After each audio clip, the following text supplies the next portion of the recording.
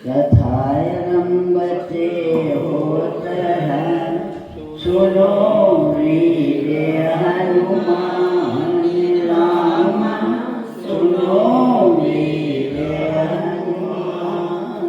सिया राम लक्ष्मण जानकी, प्रभु सदा करो कल्याण।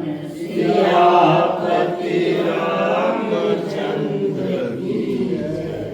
शरणम बोलो जयकारा, बोल मेरे श्री गुरु महाराज की। बोलो श्री परमहंस महाराज की। बोलो श्री नगरी निवासी भगवान की। बोलो श्री स्वामी जी महाराज की। बोलो श्री जुगल जोड़ी महाराज की। बोलो साचे दरबार की। बोल वृंदावन बिहारी लाल की। बोलो विष्णु भगवान की। कार्तिक महात्म द्वाविशो अध्याय चलता है 22वां अध्याय।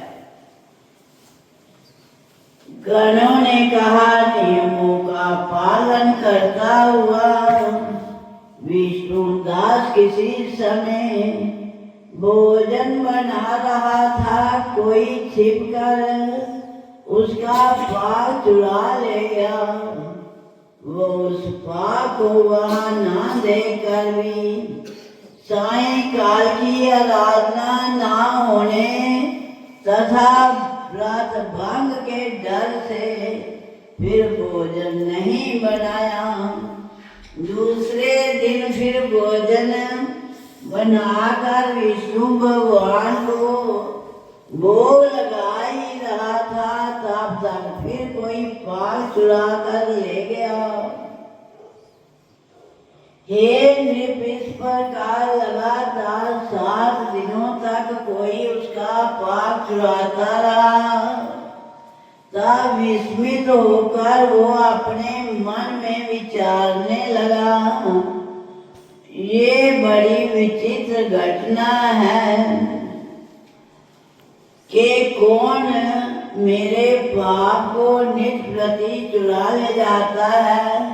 ये परम सन्यासियों का स्थान है, इसे नहीं छोड़ना चाहिए। यदि मैं फिर भोजन बनाकर भक्षण करता हूँ तो सायंकाल और इस प्रकार की पूजा कैसे छोड़ी जाएगी। पाक बनाकर तुरंत मुझे भोजन नहीं करना चाहिए, क्योंकि बिना भगवान को अर्पण किए वैष्णव लोग भोजन नहीं करते। 7 दिन निराहार बीते और मैं व्रत में तत्पर ही हूँ। आज भली भांति इस भोजन की रक्षा करता हूँ। ये सोचकर भोजन बनाकर उसी स्थान पर ओट में छिपकर बैठ गया। उसी समय पकवान को चुराते हुए किसी एक चंडाल को देखा, जिसका शरीर भूख प्यास से दुर्बल हो रहा है। केवल शरीर में अस्थि पंज शेष है। उस चंडाल को देखकर श्रेष्ठ ब्राह्मण का चित्त दया से दुखित हो गया। अन्न को ले जाते देखकर ठहरो ठहरो कहकर ब्राह्मण उसके पीछे दौड़ता हुआ कहने लगा, अरे ये रूखा भोजन कैसे करोगे?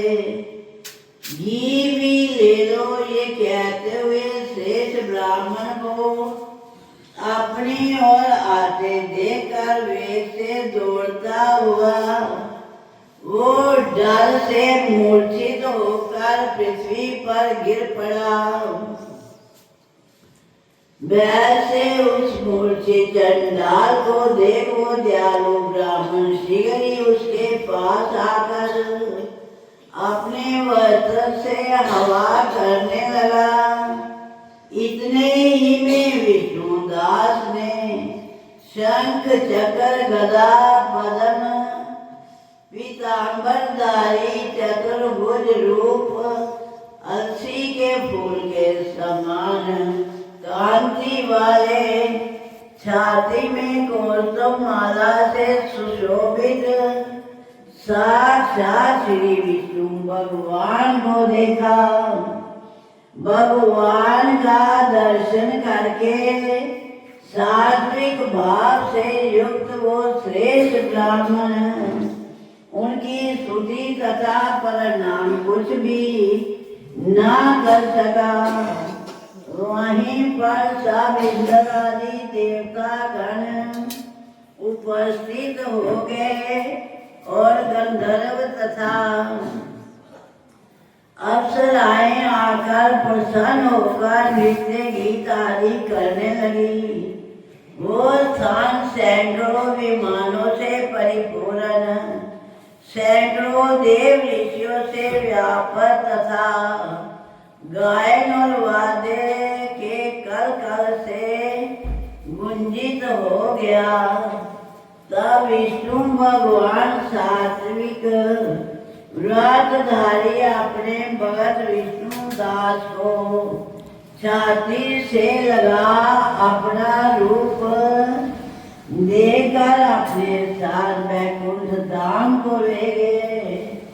उत्तम विमान पर चढ़कर विष्णु के निकट जाते हुए विष्णुदास को याग में दीक्षित राजा चोल ने देखा।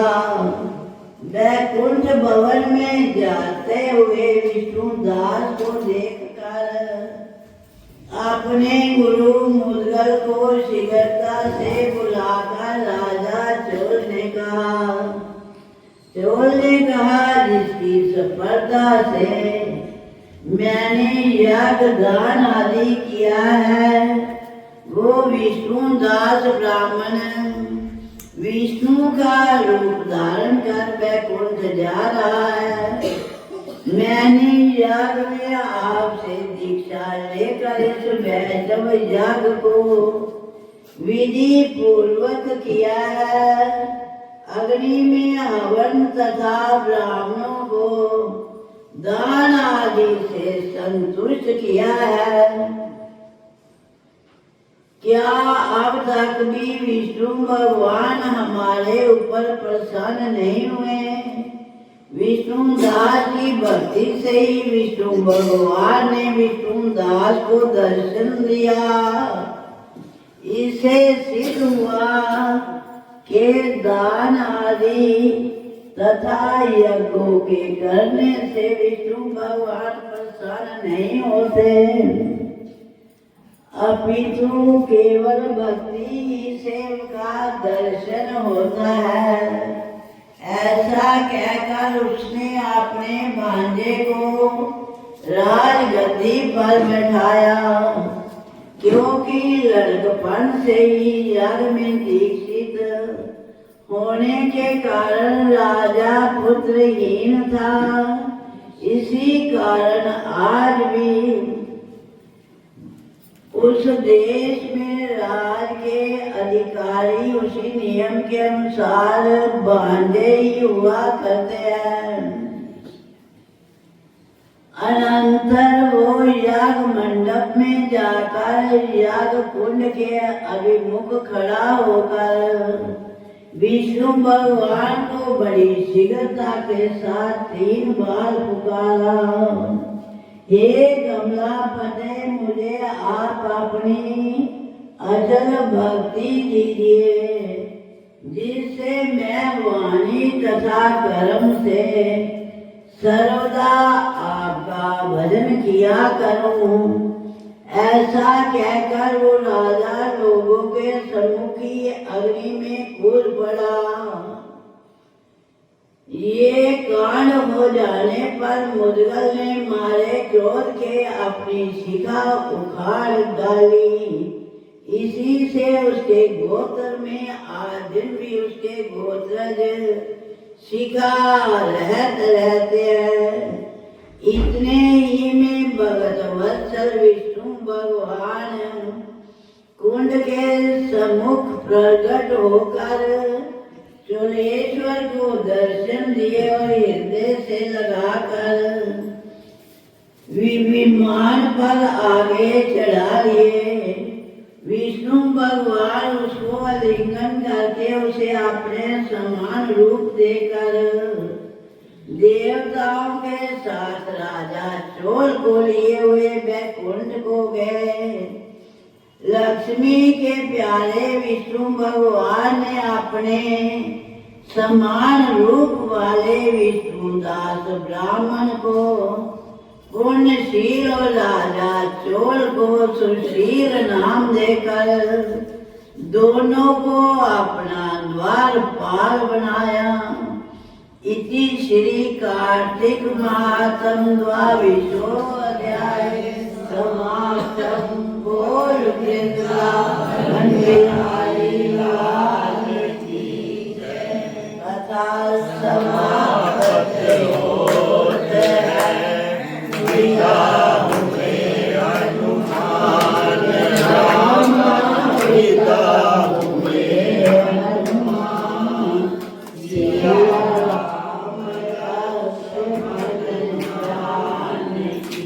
प्रभु सदा करो कल्याण। सियापति रामचंद्र